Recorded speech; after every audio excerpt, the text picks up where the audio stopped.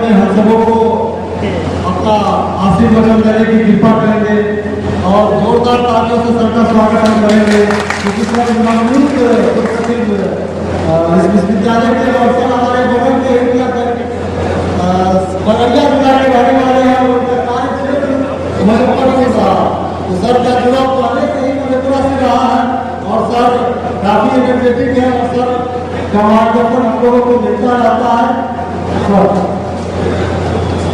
धन्यवाद जी। इस महाविद्यालय के यशस्वी प्रचारक बहुत कम लोगों को मैं जानता हूँ नाम से विकास सप्ताह काम करना हुआ है। हमारे विश्वविद्यालय हमारे सहकर्मी राधे साहब, शंकर मिश्रा जी और सुधांशु जी, राहुल और बहुत लोगों का नाम मैं नहीं जानता हूँ। मैं इतना ही कह देना चाहता हूँ कि मंच पर बैठे सम्मानित पंच और सभागार में बैठे मंच सभागार में बैठे प्रोफेसर हैं और यहाँ पर पंच हैं और इस अखिल भारतीय विद्यार्थी परिषद के पुरातन और नवीन जितने भी ये कार्यकर्ता आए हैं, क्योंकि आज के युग में संगठनात्मक गतिविधि से जुड़कर और लोगों के लिए हितों के लिए काम करना कितना कठिन काम है, इस भौतिकवादी युग में वह खुद संगठन से जुड़े आदमी महसूस कर सकते हैं। आप जानते हैं कि किस परिस्थिति में अखिल भारतीय विद्यार्थी परिषद संगठन का निर्माण हुआ। किस समय नाथूराम गोडसे की हत्या तारीख से कर दी गई थी और पंडित नेहरू ने आरएसएस पर ब्रेक लगा दिया था। अब आरएसएस एक थिंक टैंक है दक्षिणपंथी विचारधाराओं का। अब बड़ी मुश्किल के दौर से गुजर रही थी कि मैं क्या करूं, अपनी बातों को जनमानस तक कैसे पहुंचाऊं, कौन सा गतिविधि करूं।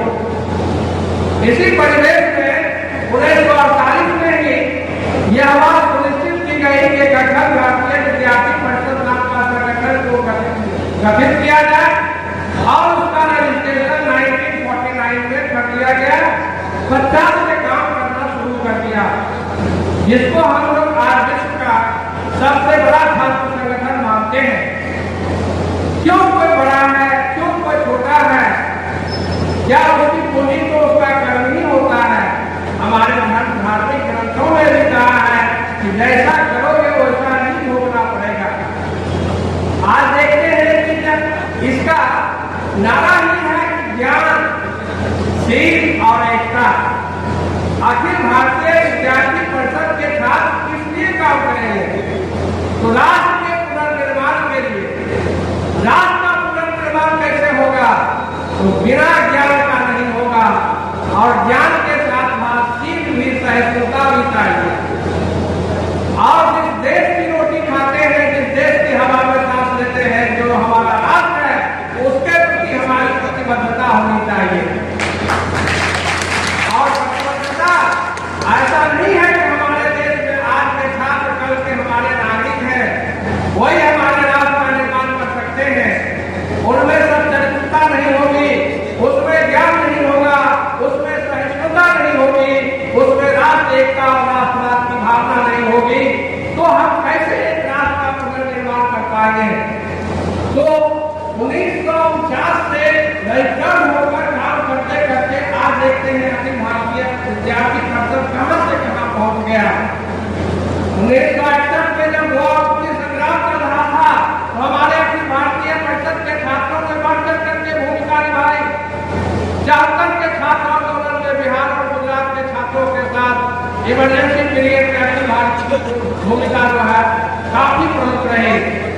आज देखते हैं कि अखिल भारतीय संगठन एक संगठित, एक अनुशासित, एक पढ़े लिखे लोगों का समूह है जो छात्रों की समस्याओं से विश्वविद्यालय प्रशासन को, सरकार को, राजभवन की जितनी मशीनरियां हैं, सबसे पूर्ण की भूमिका निभाता है।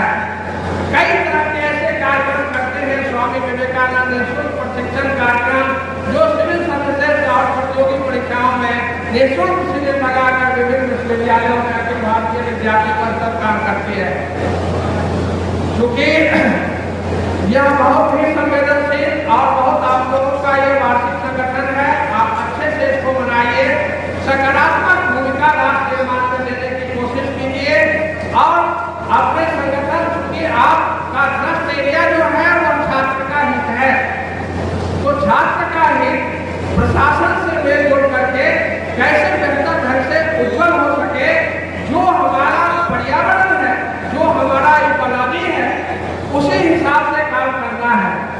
क्योंकि जिसने पर्यावरण का आकलन नहीं किया, इकोलॉजी को एडजस्ट नहीं किया, वह जीवन में सफल नहीं हो पाया। और शायद इसके अध्यक्ष तो शिक्षक ही हुआ करते हैं, केलकर साहब इसके पहले अध्यक्ष बने, जो मुंबई यूनिवर्सिटी में टीचर थे। तो आज आदमी साहब यहाँ देखते हैं इस संगठन को संरक्षक की भूमिका निभाते हैं।